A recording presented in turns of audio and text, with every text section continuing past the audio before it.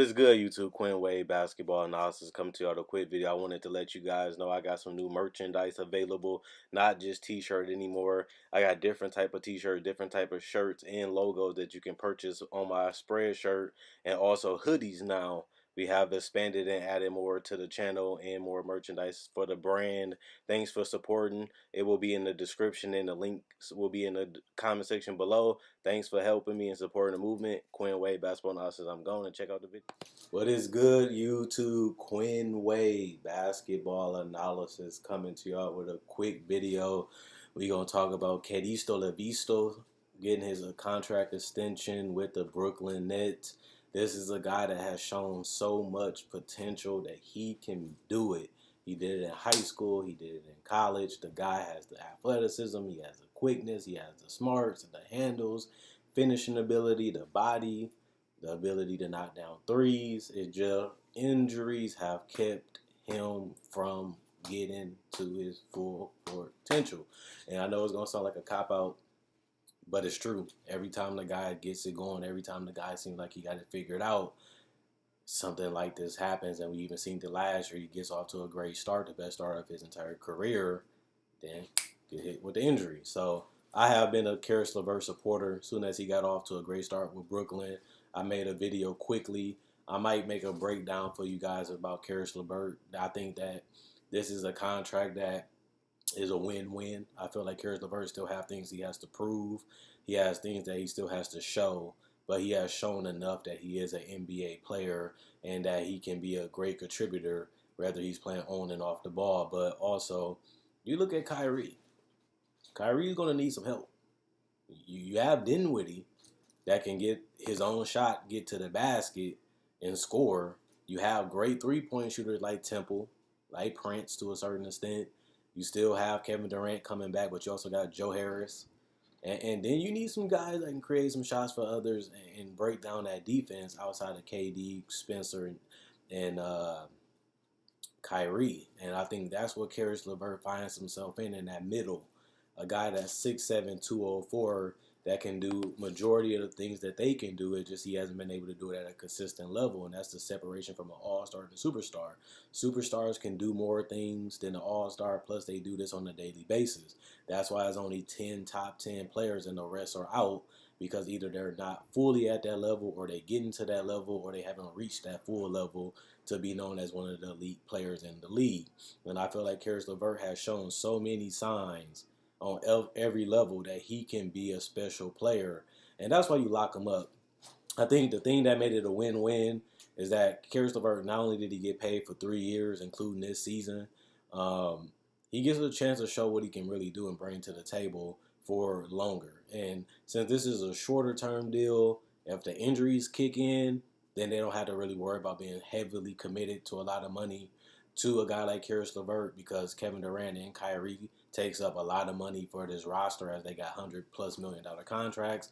Then you got to also remember they paid Joe Harris and they still have to pay Jarrett Allen, plus they paid DeAndre Jordan. So the salary cap, this team has so much flexibility and so much money available going into free agency, and now they find themselves in a situation where they got to keep the guys that are elite like Kyrie and KD, plus they still got to keep guys like Jarrett Allen, Joe Harris, and Caris Levert and Dinwiddie, who signed the extension too not too long ago. They got to keep these guys on decent team-friendly contracts, which benefits them too, but they also got to protect themselves so they don't take too big of a loss, and then they be stuck like we done seen with contracts the last couple of years, where either you got to amnesty the player or you have to trade the player and take something back, or give up more picks to get rid of the contract to a team that has the cap space. And the Nets have found themselves in a position where not only is they a contender in the East to certain people, but once KD come back, some people think they can be at the top of the East. As you guys know, Kevin Durant is my favorite player. I don't think that's going to happen, because I think you need a lot more than what they have to be the favorite, especially when we don't know what's going to happen next free agency. In at the trade deadline, teams can make moves and teams can sign people next year, and Kevin Durant can come back healthy, but it can be harder. Or a team like the Bucks can get even better, like they have shown throughout the last 3 seasons. So it's tough to really see the direction that Brooklyn Nets team is going to go because we done seen Kyrie deal with injuries, miss whole playoff series, miss the whole finals.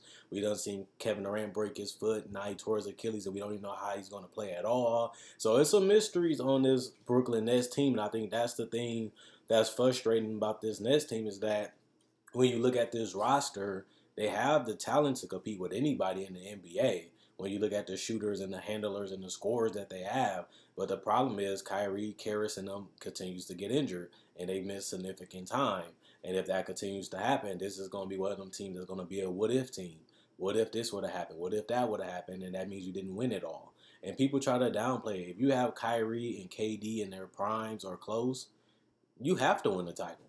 You don't clear all that cap space, let go of D'Angelo Russell, who's younger than both, just to build a team that's good enough to compete but never win it all. Once you get a guy like Kevin Durant, just like we've seen with the Knicks, if you can get that guy to come over, especially after leaving a potential dynasty in Golden State, you convince him to come to Brooklyn, and people saying that they might not even win the title. I don't think if I'm a GM, I'm dealing with that. You can't do that. You can't get two of the top 15 players on the roster on your roster, and people don't even feel like you're a serious threat. But if you would have had the Kevin Durant that we seen in the playoffs, they would be the favorites this year, even over the Bucks, even over the Celtics, even over the Sixers. And we seen the KD that we seen in Golden State, those against Houston and against the Clippers, they would be the favorites out of the East. But that's not the case. That's not reality. This is a Kevin Durant that nobody knows what he's going to be. Not even Kevin Durant. He hopes to be the old KD or close, but we don't really know for sure until we actually see it. Plus, you look at the health concerns of Caris, of Dinwiddie, of Kyrie. Can they stay healthy this season? Let alone another 82-game season with KD. I think the pieces fit. I feel like these players can play with each other because a lot of them can do similar things. They can space out the floor. So I don't think that that's going to be the problem. It's just how you're going to get the best out of these players when they all on the court playing together. Now, there's some plays and sets you can run, but can everybody buy into we have to sacrifice and we have to look out for each other, play for each other, fight for each other for a whole 82-game season in the playoffs? They showed that they could do it, but Kyrie and D'Angelo Russell are just two different players. Not only that, you don't have a player as dominant as Kevin Durant on that roster last year. He's going to demand excellence. He's going to demand championships because that's what you come to Brooklyn for. Yeah, you want to play with Kyrie. Yeah, you want to play in a big city, in a big market, but you still have to deliver on winning. And that's something that I think a lot of people are getting confused about. You don't save all this cap space, make a move this big, just to be a team that makes it to the playoffs and never do anything. We've seen them do that with Darren Williams, Joe Johnson, Brook Lopez, Kevin Garnett, and Paul Pierce. And that was a team that people think as one of the dumbest trades ever. Why? Because they never did anything but get out of the first round, and that was it. And one thing that hampered them first year was Brook Lopez went down with an injury that took him out for the rest of the season. Darren Williams nothing was ever the same after those ankle injuries. And those injuries is what caused them not to be as great as they possibly could because they lost their best players to significant game, career-changing injuries, just like we've seen Kyrie with the knee surgeries, and we don't know what's going to happen this season or even next season when they do play together. And Kevin Durant, we don't even know what he's going to be. So I think this is a deal that's fair. I think Caris is going to be asked to do a lot more this season, not because of the contract, but because what expectations are. You have a great playoff series. You have a great start to the season. We've seen some past things that show us what he can be. He has a whole offseason to work on his game because they got put out in the first round. Now the contract will not get in the way because it's already signed in the offseason. Plus KD will not be there for this entire season. So Spencer and Kyrie going to need some help on that perimeter to produce points and put the defense and keep them honest and put them in chaos. And Caris Levert can do all those things. It's just about doing it consistently and doing it at the highest level that he has ever done it. I'm a believer in Caris. I'm a fan of Caris. I got love for Caris, but he still got to do the thing that we all think and take that next step and stop becoming the person that can do it. We think can do it. He should be doing it and become the dude that's actually doing it. And if he can do that, he has it. Everything I said in the beginning, he has it. It's just about going out there, staying healthy, getting your jump shot better, keeping the confidence that you had before and adding and building upon what you did last season and doing it more consistent and better this season. And this guy can be a 20-point scorer. And I think if the Nets want to be one of those top 3 teams in the East, they're going to need Caris to do more if he's going to be a starter, which we all think he will be. And if that's the case, Kyrie can't do it alone. We seen that last year in Boston, and I'm a Celtics fan. Kyrie only got us so far. And once Kyrie was neutralized or he wasn't on top of his game, the team fell with him.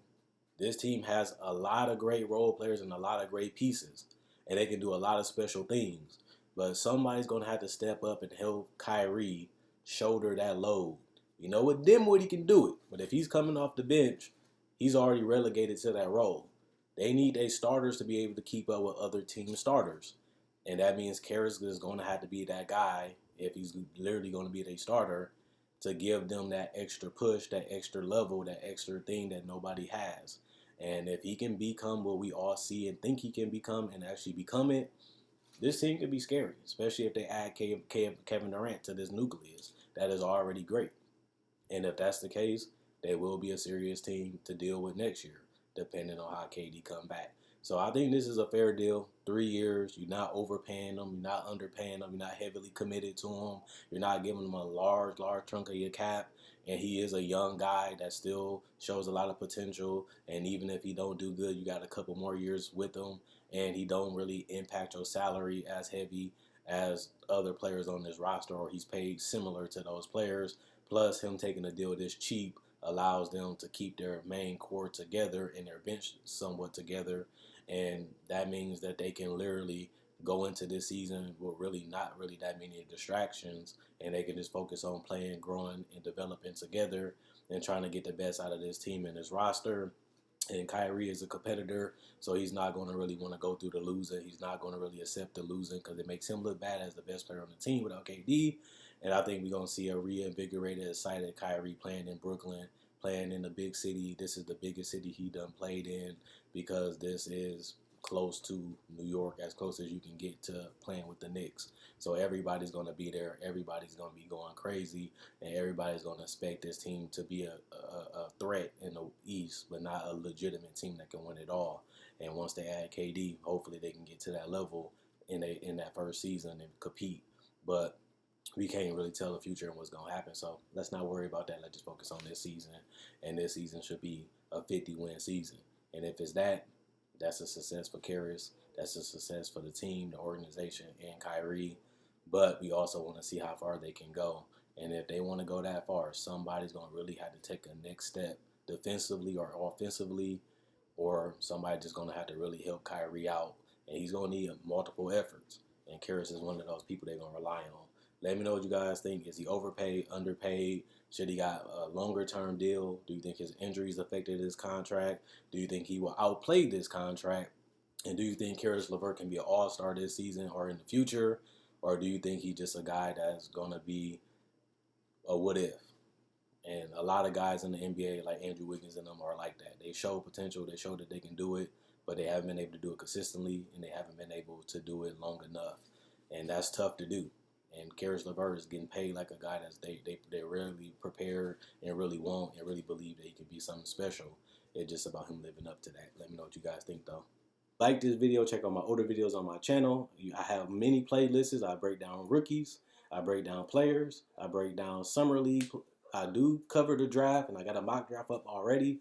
Not only that, I do podcasts, and I also talk about the game of basketball, whether it comes to summer league, free agency, trade deadline, buyouts, and also I cover top 10 discussions and stuff like that. So you like this type of video, you like the NBA, check out my older videos and my playlists. I enjoy making these videos. You guys enjoy watching.